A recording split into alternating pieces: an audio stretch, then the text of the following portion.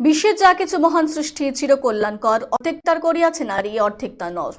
কাজী নজরুল ইসলামের এই মূল্যবান কথাগুলোকে সামনে রেখে কোচবিহারের পাতলাখাওয়া হাই স্কুলে মডেল ক্লাব ভগিনী নিবেদিতা কন্যাশ্রী ক্লাবের মেয়েরা বিদ্যালয় উদ্যানের পাশে বসে এবছরের আন্তর্জাতিক নারী দিবস পালন করলো।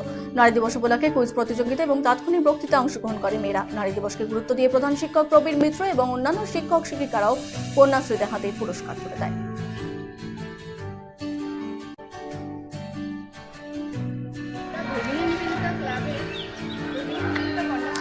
সকল মেয়েরা একত্রিত হয়েছি এবং